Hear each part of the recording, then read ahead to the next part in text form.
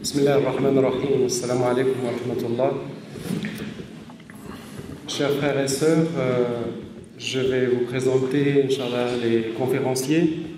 Dr Hani Ramadan, que vous connaissez, il est en Suisse, c'est le petit-fils du Dr Hassan al-Banna, l'imam Hassan al-Banna, et fils du Dr Saïd Ramadan.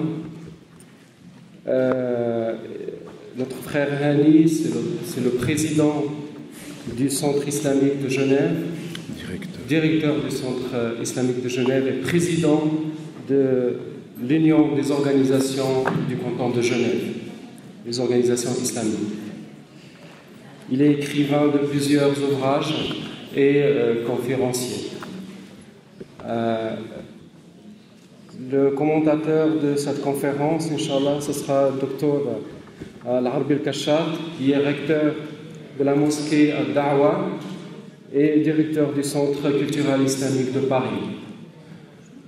Le docteur Abdallah Ben Mansour, malheureusement, n'est pas en ce moment-là parce qu'il a eu un petit problème de santé. Il est parti à l'hôpital, mais, alhamdoulilah, il y a une bonne nouvelle.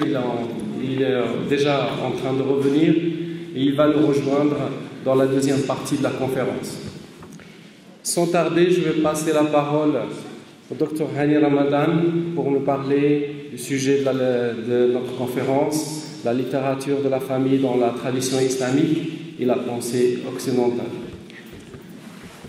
Barakallahu fik, jazakallahu khairan, bismillah ar-Rahman ar-Rahim, alhamdulillah rabbil alamin, wa salatu wa salam ala ashraf al-mursalin, wa nashhadu an la ilaha illallah wahdahu la sharika lah, wa nashhadu anna Muhammadan abduhu wa rasuluhu wa khaliluhu wa safiyu wa habibuhu sallallahu alayhi wa sallam. Ayyuha al-ikhwa wal akhawat, assalamu alaykum wa rahmatullahi wa barakatuh.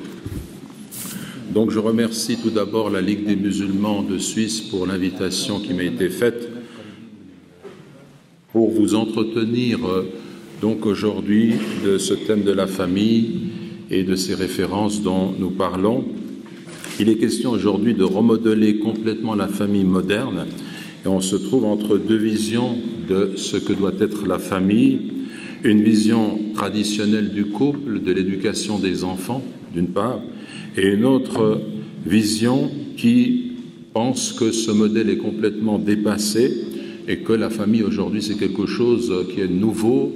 Il faut penser la famille dans des catégories qui sont nouvelles, de façon nouvelle, et c'est autour de cela que s'axe en fait notre discussion.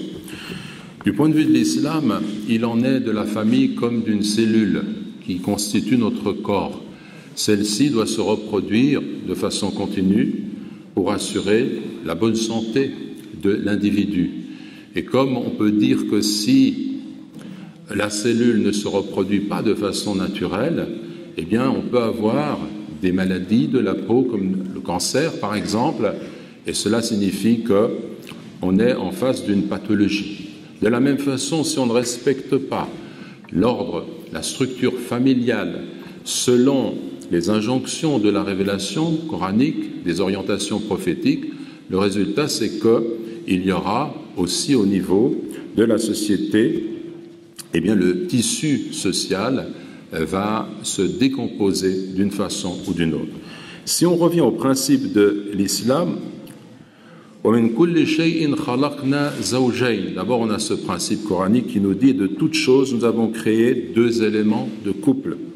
Et puis, nous avons, à partir de ces deux éléments de couple, eh bien, cette race humaine qui a proliféré, et cela est indiqué également dans le Coran, où il nous est dit « Ya ayyuhan nas inna khalaqnakum min dhakarin wa untha wa ja'alnakum shu'uban wa qaba'ila lita'arafu inna akramakum 'inda Allahi atqakum inna Allah 'alimun khabir » C'est-à-dire aux gens, nous avons créé d'un mâle et d'une femelle et nous avons désigné en peuple et tribus afin que vous entreconnaissiez le plus noble d'entre vous auprès de Dieu et le plus pieux des vôtres. Dieu sait et connaît parfaitement toutes choses.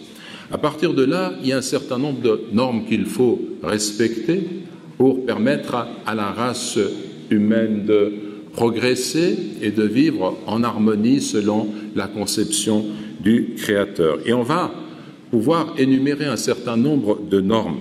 Par exemple, on tire premièrement du Coran des règles précises concernant le noyau familial. Ce n'est pas le cas pour toutes les catégories qui concernent la vie sociale. Quand on parle par exemple de l'État islamique, donc rien à voir avec ce qui se passe aujourd'hui, mais la conception de la gouvernance islamique selon les principes de l'islam, on a des orientations générales, mais il est laissé à la discrétion des individus, des communautés, de trouver des solutions nouvelles par rapport à des situations nouvelles. Quand on parle de la structure familiale, au contraire, eh bien, on a des éléments extrêmement précis qui vont toucher tous les domaines de la famille, que ce soit les règles concernant le mariage, le divorce, l'héritage, les droits et devoirs des époux, la piété filiale, l'éducation des enfants.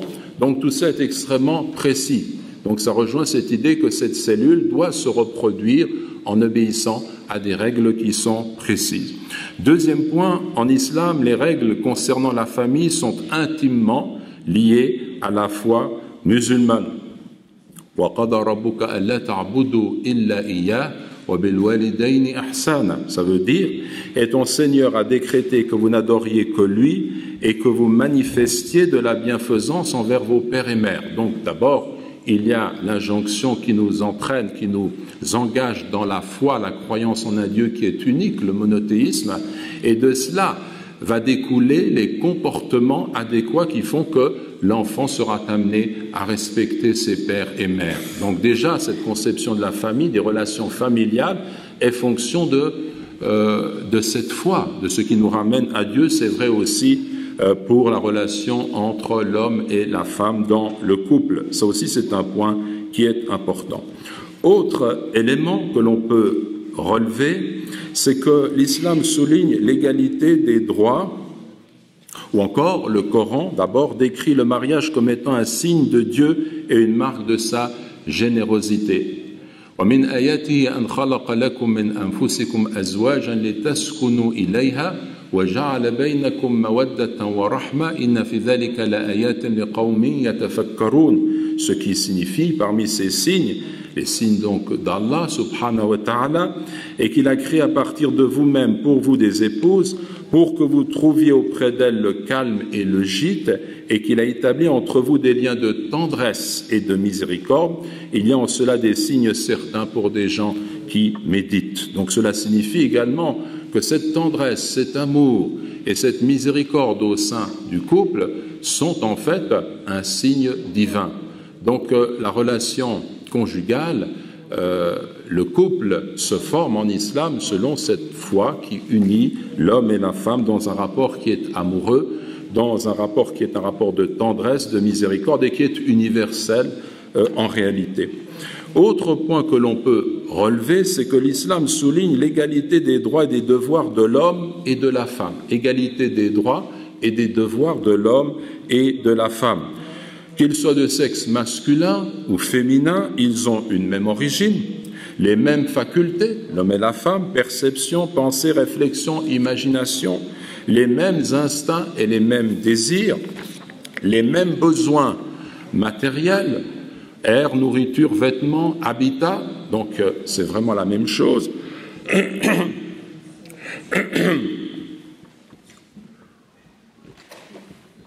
Mais cependant, il y a quand même une distinction qui doit être faite, c'est qu'ils ont des fonctions qui sont différentes. On a un verset du Coran qui, au 7e siècle, est remarquable, une partie de ce verset qui nous dit وَلَهُنَّ مِثْلُ الَّذِي عَلَيْهِنَّ بِالْمَعْرُوفِ وَلِلرِّجَالِ عَلَيْهِنَّ دَرَجَةٌ. Et elles ont des droits équivalents à leurs devoirs selon le bon usage, et les hommes ont un degré sur elles. Droits et devoirs équivalents, mais les hommes ont ce degré sur elles. Cela signifie que dans le couple, le premier responsable reste le mari, reste l'homme, et que cela est important.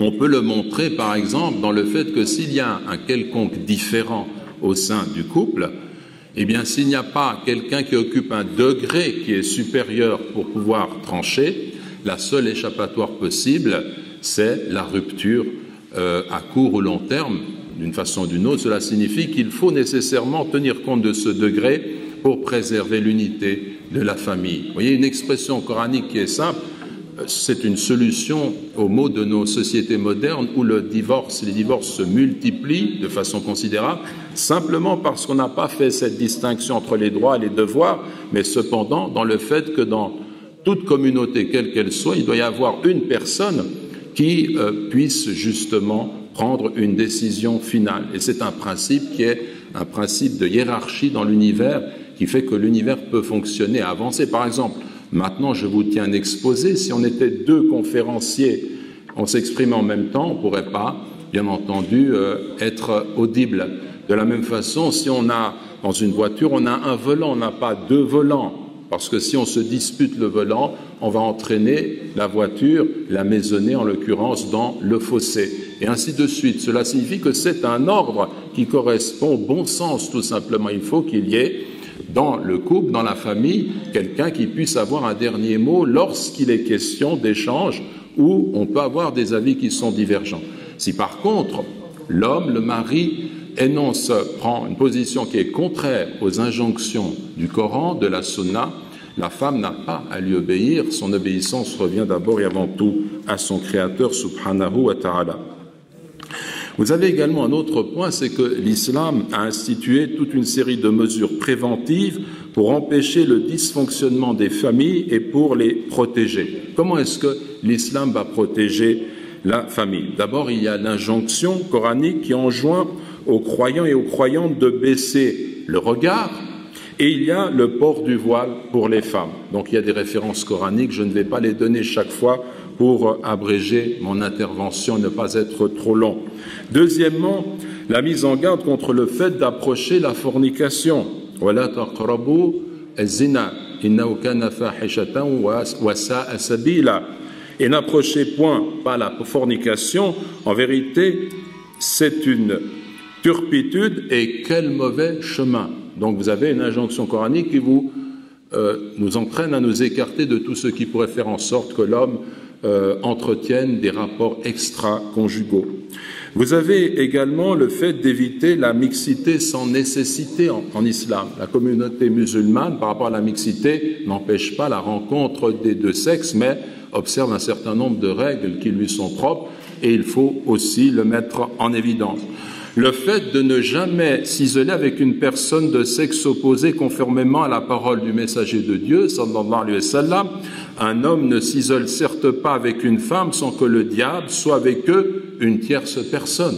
C'est aussi comme ça qu'on protège l'idée de bâtir un foyer. Il y a le fait d'interdire le maquillage et le parfum pour les femmes en dehors du cadre familial. On peut se faire beau, on peut pour la femme se faire belle pour son mari, mais cela concerne l'intimité conjugale. Il n'est pas nécessaire d'aller séduire d'autres personnes. Cela, du point de vue de l'islam, n'a pas de sens. Le fait de se marier jeune ou de recommander le jeûne aux personnes qui n'ont pas les moyens de se marier, comme l'indique la tradition prophétique où notre prophète sallallahu alayhi wa sallam a dit « Ô assemblée des jeunes gens, celui qui a les moyens de se marier, qu'il se marie, celui qui ne le peut doit jeûner, cela lui tient lieu de tranquillisant. » Donc quelqu'un qui ne peut pas se marier jeune, eh bien qu'il jeûne pour justement être apaisé et puis pouvoir aborder la vie communautaire dans les meilleures conditions. Il y a aussi des détails que l'on peut relever dans la tradition islamique qui sont intéressants. Le fait d'assouvir, si possible, immédiatement et légitimement une pulsion sexuelle lorsqu'elle est provoquée par une femme.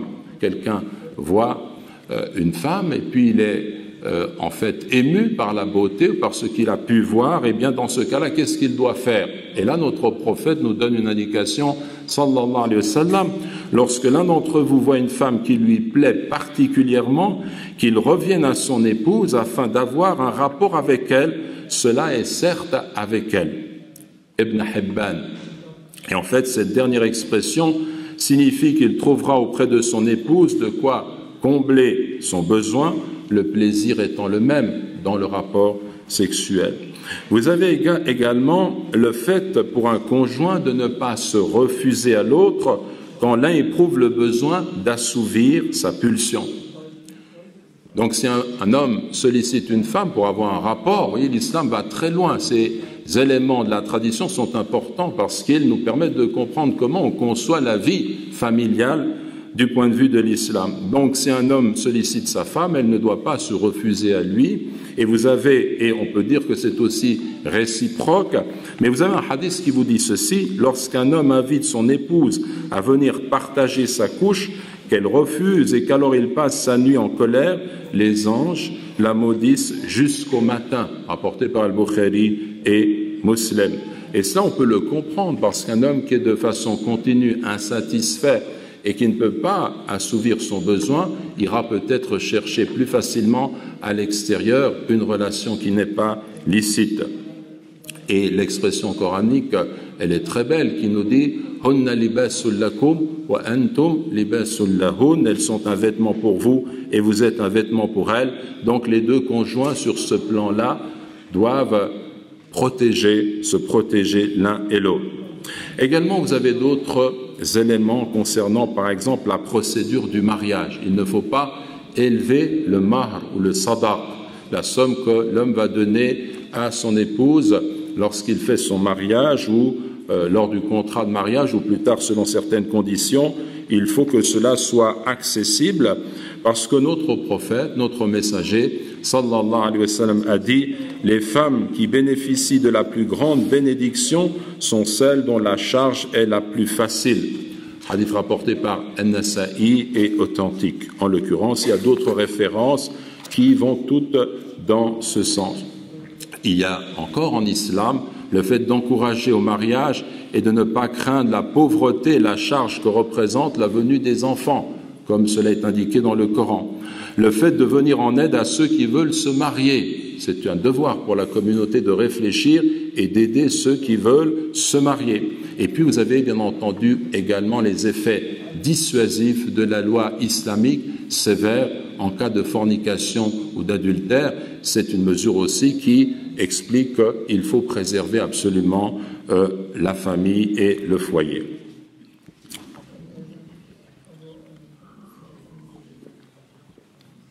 Maintenant, si l'on en vient à cette question de la définition de la famille, et là on entre peut-être un peu plus dans le dialogue avec les autres, quand on parle de cette famille, qu'est-ce qu'une famille? Quand on regarde dans les références occidentales, on a, jusqu'à un passé récent, des définitions qui nous sont données et qui sont extrêmement intéressantes.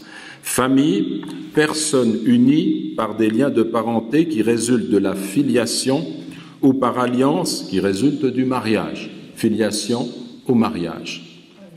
Et puis vous avez, par exemple, une définition qui est plus savante, qui est donnée par Planiol et Ripert dans le traité pratique de droit civil français, où il nous dit « La famille est, je cite, l'ensemble des personnes qui sont unies par le mariage, par la filiation et par une parenté résultant d'une descendance avec un auteur commun. » Donc, on va retrouver le mariage et la filiation.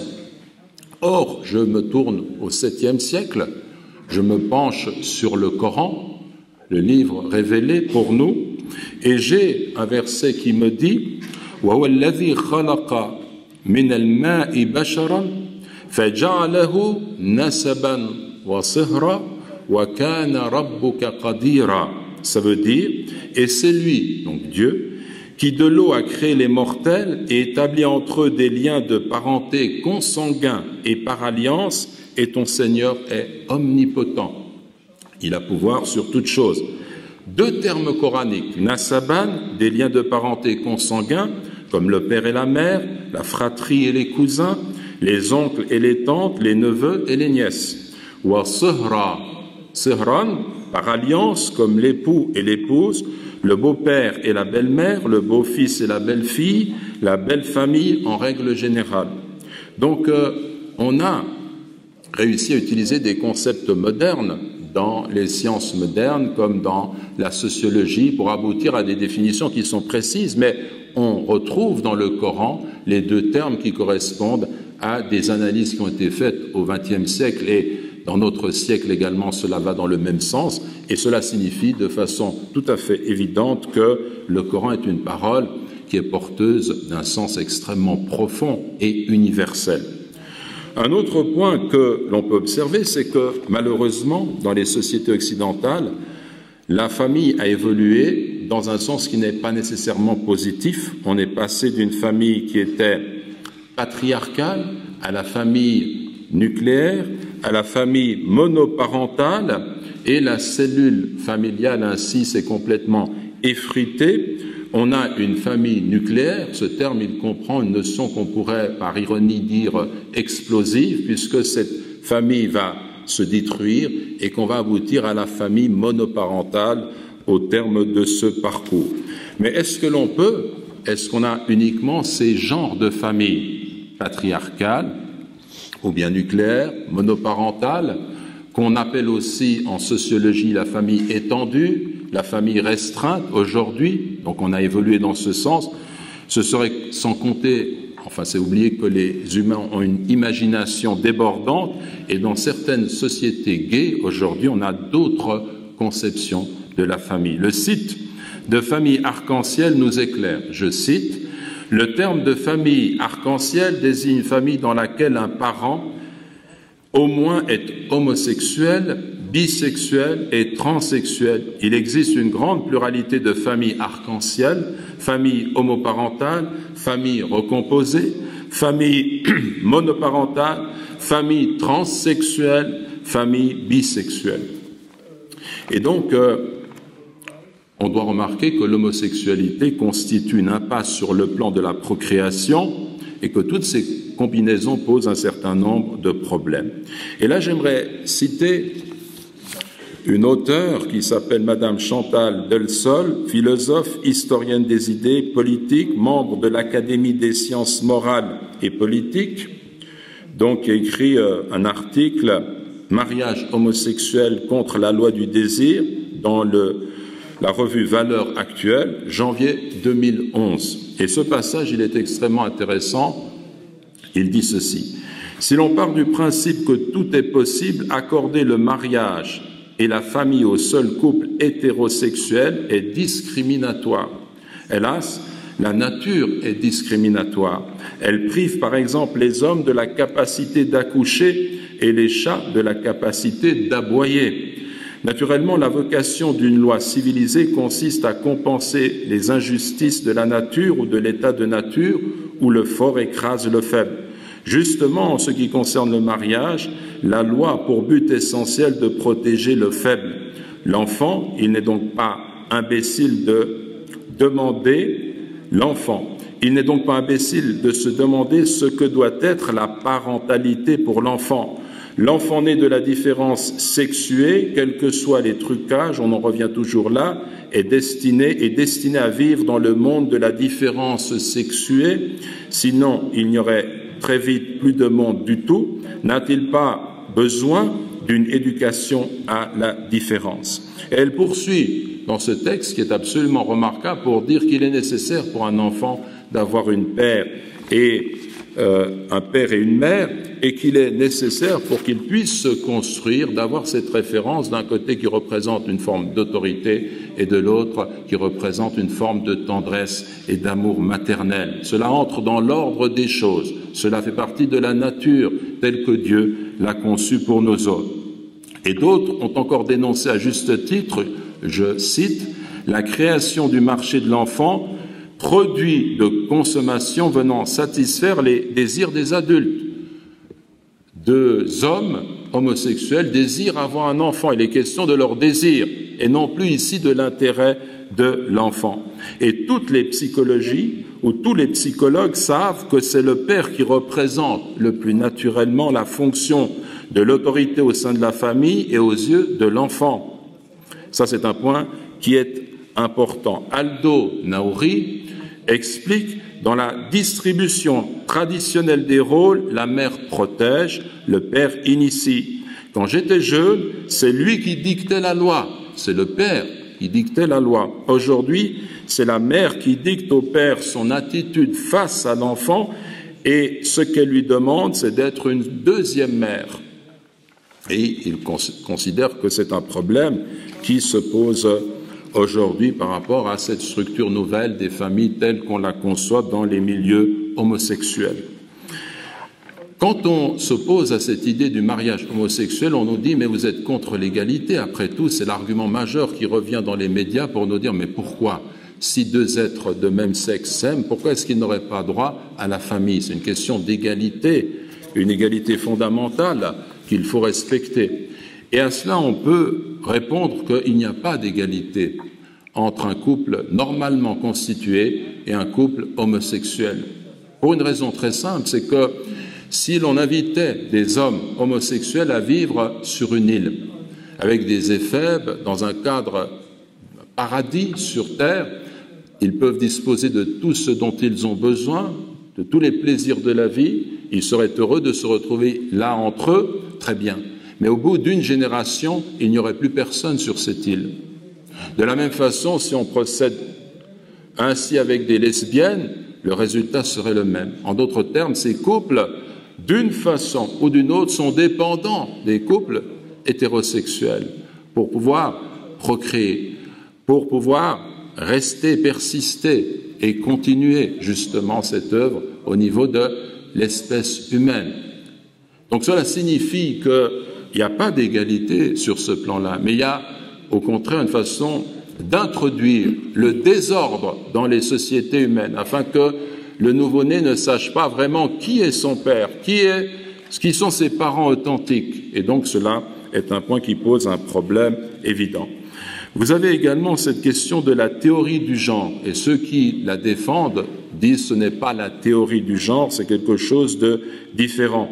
Par exemple, Pascal Huguet, docteur en psychologie, directeur de recherche au CNRS, nous renvoie plutôt aux travaux, je cite, aux travaux consacrés depuis une 60aine d'années aux constructions genrées et aux rapports de sexe sous l'impulsion historique des études de genre, inspirées notamment de Simone de Beauvoir et de son célèbre « On ne naît pas femme, on le devient ». Simone de Beauvoir déclare « On ne naît pas femme, on le devient ». Ça aussi, c'est une proposition qui est intéressante parce qu'elle signifie en clair qu'elle ne veut pas de différence entre les sexes et elle pense que cela s'est imposé par la société, mais en réalité, on ne peut pas nier cette différence, pas seulement au niveau biologique, mais au niveau des tempéraments, de la nature. L'homme et la femme sont complémentaires et ça, il faut le mettre en évidence.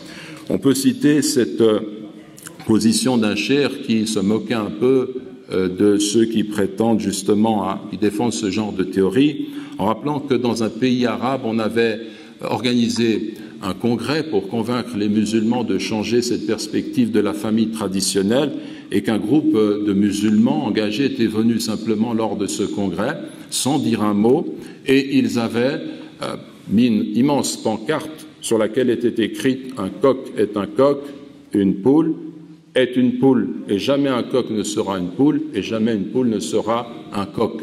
Et puis ils étaient partis en silence et ils n'avaient rien dit. Je trouve que c'est une façon aussi de réfléchir et de nous dire qu'il y a quand même une forme de bon sens qu'il nous faut respecter les uns et les autres. On me dit qu'il me reste 10 minutes, alors je vais abréger. Et pour vous parler aussi de la notion de finalité de la vie familiale. Et donc, quand on parle des objectifs de la vie familiale, on a un certain nombre d'objectifs qui sont visés, qui sont intermédiaires. Je fais un résumé. Parmi ceux-là, il y a la jouissance. Le fait de jouir, le fait de goûter dans la relation entre conjoints, le plaisir, qui n'est pas une chose qui est interdite, mais qui fait partie des normes qui sont voulues par Dieu. Donc là, il est question de la sexualité en islam. On pourrait aborder ce sujet abondamment. Ensuite, on va obtenir comme finalité dans la famille la quiétude de l'âme, le fait de trouver une paix dans le cadre familial, et cela se fait dans la relation entre les conjoints. Troisièmement, combler le désir de paternité, de maternité, associé à la volonté naturelle de durer à travers sa descendance. L'homme, il a ce besoin. Il y a une graine en lui qui demande à germer. Et autant il est l'éducateur de ses enfants, autant il est éduqué par ses enfants parce qu'il va découvrir en lui ce que cette graine pouvait receler dans le sens de la paternité, de la maternité. Vous avez également l'éducation des enfants. Dans le cadre familial, cette éducation se fait et l'enfant, quand il naît, est extrêmement dépendant. Et donc, il a besoin, la famille, c'est sa première société, sa première communauté. Il y a des règles concernant l'éducation et le tarbiya qui sont importantes. Aussi, réaliser le renforcement des liens sociaux. En islam, quand deux personnes se rencontrent pour constituer une nouvelle famille, c'est aussi deux communautés qui se rencontrent.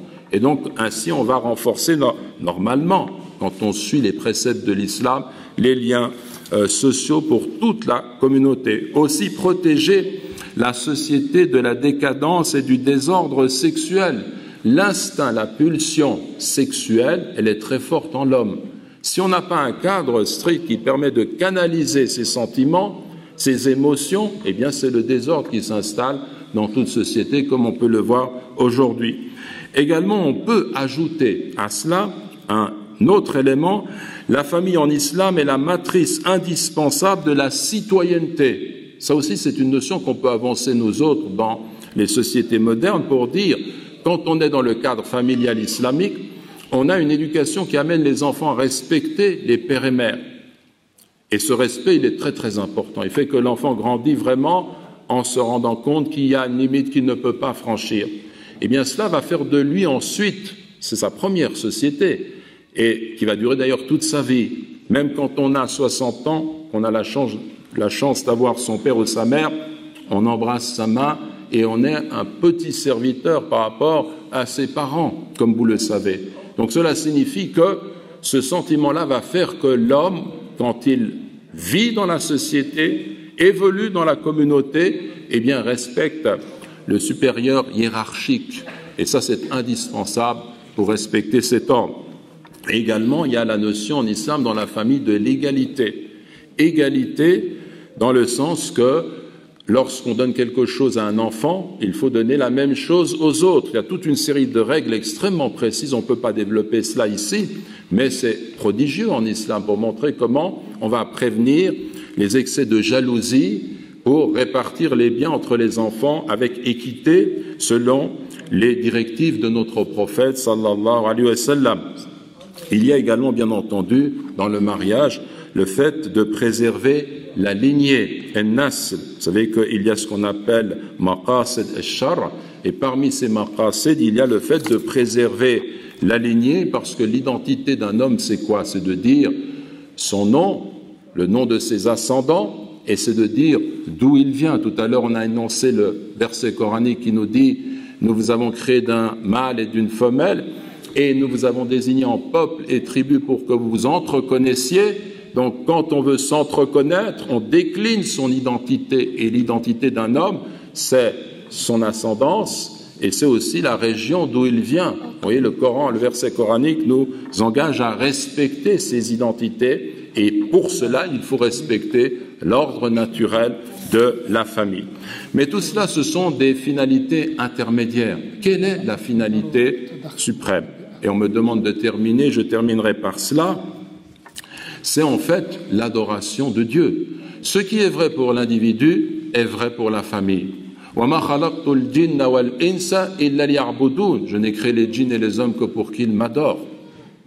Donc le but de l'existence, c'est d'aimer Dieu, c'est de reconnaître Dieu, c'est de tendre vers Dieu, c'est de chercher l'agrément de Dieu, c'est de se conformer à la volonté de Dieu, c'est de vivre dans l'agrément de Dieu, d'atteindre justement par la progression spirituelle de chacun d'entre nous le stade où l'on est avec Dieu, pour Dieu, en Dieu. On va vers Dieu, subhanahu wa ta'ala. Eh bien, une famille, elle est composée pour cela.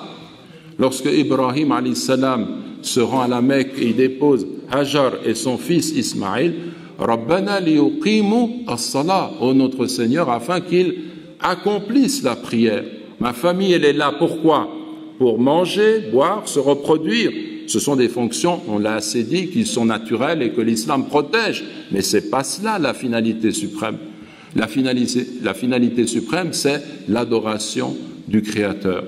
Et très souvent dans les couples, Moi, je travaille au Centre islamique de Genève, on a des gens qui viennent nous voir, nous dire on a des problèmes, ça ne fonctionne pas, il y a des tensions entre l'homme et la femme, avec les enfants, c'est une difficulté. Et je donne un exemple qui est très simple pour régler cette question. Je leur dis, mais écoutez, est-ce que vous priez? Et très souvent, ils me disent, non, on néglige la prière. C'est arrivé il y a 2 jours en arrière, ou 3 jours. Cette semaine-là, une fois de plus. Problème de couple, on ne prie pas au sein du foyer. Je leur dis, écoutez, je vais vous donner un exemple qui est très simple. Au terme de notre discussion, il y a la porte qui est ici. Vous allez prendre cette porte, il y a le couloir, les escaliers, vous allez sortir par la porte principale, pas de problème. Mais si l'un d'entre vous me disait, je vais sauter par la fenêtre pour aller plus vite, ou je vais me frapper la tête contre le mur pour y faire une fissure et sortir par là, eh bien il va se faire mal, le mur restera un mur. La loi de Dieu, les ordres divins, l'orientation divine, c'est ce chemin qui est tracé où tout est facilité pour l'être humain. Il faut le suivre. Donc revenez à la prière. Vivez selon cette norme et tout va revenir dans l'ordre. Donc je pense que ce sont des choses qui sont essentielles. Il y a un certain nombre de règles d'or que l'on peut se donner aussi dans le cadre familial. Mais je vais m'arrêter là. Wa jazakumullahu khayran wa alhamdulillah. Walhamdulillah Rabbil Alamin.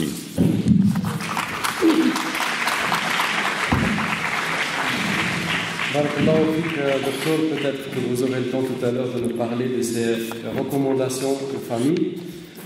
Je vais passer la parole au docteur Al-Arabi Kachad pour le commentaire pendant 15 minutes.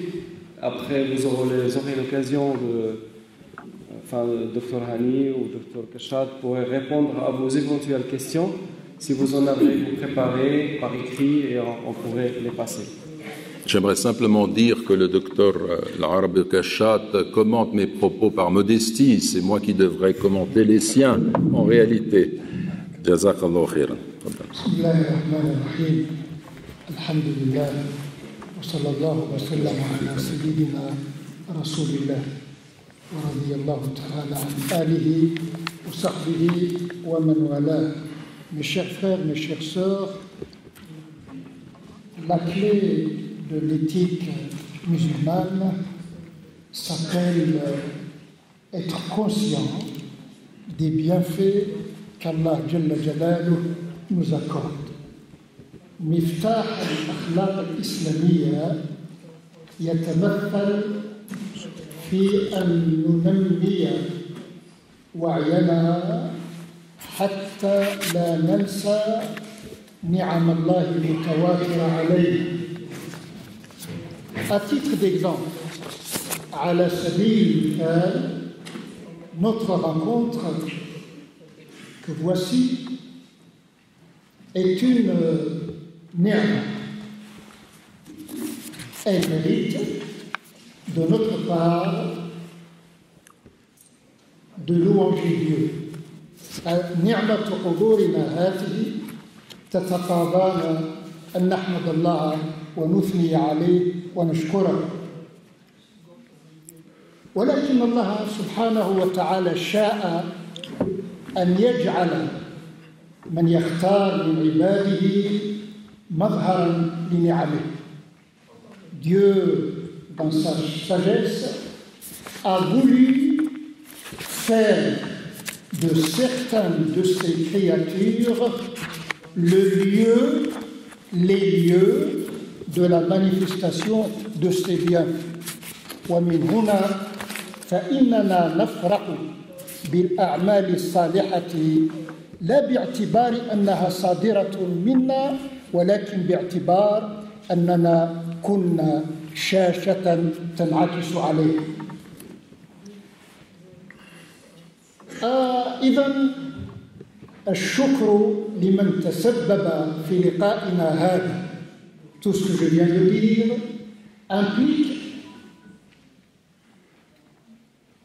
de dire à celles et ceux qui nous ont donné la possibilité de cette rencontre de leur dire shukran.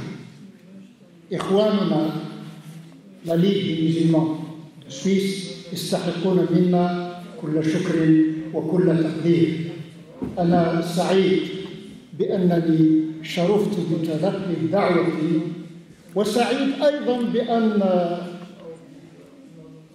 أقتسم هذه المائدة المباركة مع أخوين عزيزين، أخي أستاذنا وحفيد أستاذ الأساتذة أستاذ هاني، وأخي عبد العزيز الذي اكتشفنا من خلال إدارته لهذه المائدة لطف المعشر ورقة العواطف. Notre frère professeur Hani a commencé par nous rappeler qu'au sujet d'aujourd'hui, de la famille, nous sommes en face de deux visions. عندما نتحدث عن الأسرة ننخرط في إطار يجعلنا أمام وجهتين، deux visions. Et à ce propos, à propos de la pluralité des divisions, il est très important de souligner la confrontation perpétuelle entre deux notions. La notion de la vision traditionnelle et la notion de la vision سميها واش تحب عندها لا أصل ولا مفصل. Permettez-moi de rappeler que le mot traditionnel fait partie de la catégorie des qualificatifs. كلمة tradition من أصناف الأوصاف. تقولي مثلا هذه طريقة قديمة tradition. هل هناك y a-t-il une différence entre la notion de tradition chez nous, musulmans, et la notion de tradition chez nos contemporains, avec qui nous partageons l'espace social dans lequel nous construisons le monde selon nos conceptions.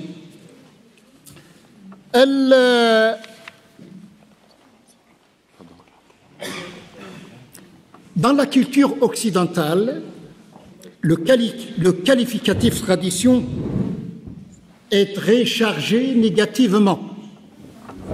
الثقافة الغربية إذا ذكروا كلمة tradition يا لطيف، يعني كل شيء ظلام، كل شيء رجوع للوراء، كل شيء. Et le mot tradition, de façon générale, s'oppose au mot moderne.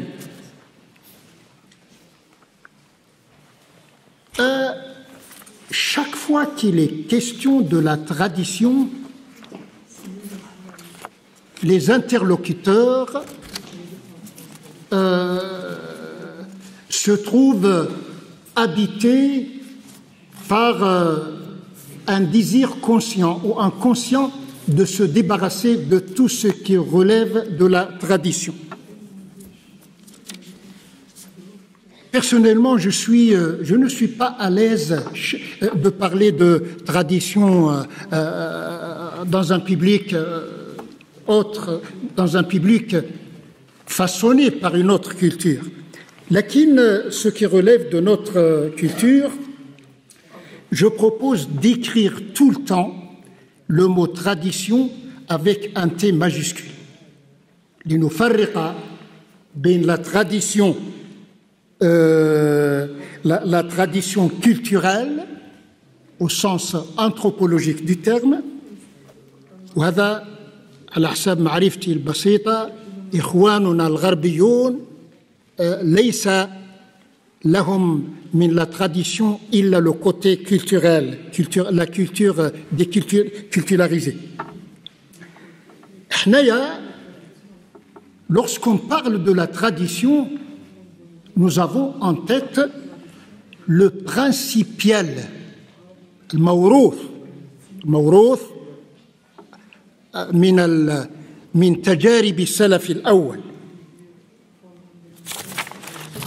النقطة الثانية, et pour résumer cette question, la tradition consiste pour nous d'inscrire le relatif dans l'absolu. La deuxième remarque, notre frère professeur Hani nous a dit que la conception islamique consiste dans le fait de considérer la cellule, la famille. Et dans la conception islamique, la cellule doit réunir toutes les conditions de sa permanence et de son évolution. Une cellule vivante ne doit pas oublier qu'elle est appelée de se maintenir dans la vivacité de sa vie et de contribuer à la vie et à l'évolution normale de ses cellules sœurs. Et c'est ainsi que le tissage du tissu social doit être conforme aux injonctions coraniques. Quelles sont les caractéristiques de la conception islamique par la famille? Grosso modo, A, la globalité. 2, la pluridimensionnalité. C'est, autrement dit, faire dépendre les contingences de l'immuable. Ce qui fait souffrir le monde moderne, c'est qu'il est coincé dans le torrent du changeant sans avoir la possibilité de laisser son regard se promener vers les cieux. Notre frère ce matin nous a, l'un des conférenciers, Adnara taqalluba wajhika fi sama. Le prophète alayhi salatu wassalam n'a pas laissé son regard béni se promener dans le ciel dans un espace clos. Il vivait, il assumait le quotidien en tant qu'individu, en tant que guide de communauté et en tant que support vivant d'une conception appelée à s'articuler avec les conceptions présentes à l'époque à Médine. Pourquoi regarder au-dessus de nos têtes? Pas pour se détourner de la réalité, mais pour articuler les éléments changeants de l'articulité, les éléments de la réalité changeante, s'inspirer pour concrétiser. Le couple, malheureusement, aujourd'hui, se caractérise essentiellement par des rapports conflictuels. Que ce soit au sein de notre communauté ou ailleurs.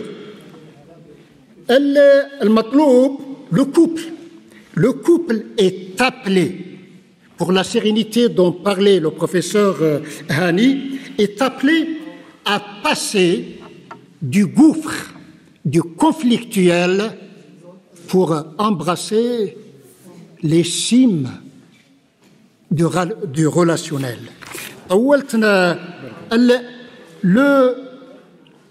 Quelles sont les caractéristiques du quotidien des gens d'aujourd'hui?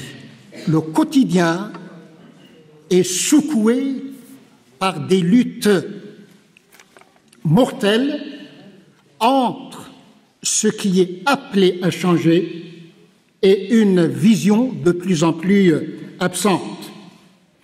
J'ai beaucoup apprécié l'exemple donné par notre frère Hani. قال زوج من الناس محاضران لا يستطيعان أن يتحدثا في الوقت نفسه. كان الأستاذ يتحدث فتعلمنا منه بفضل الاستماع. Deux conférenciers ne sauraient parler en même temps. cela veut dire quoi? Cela veut dire qu'il est très important d'être à l'écoute de son voisin.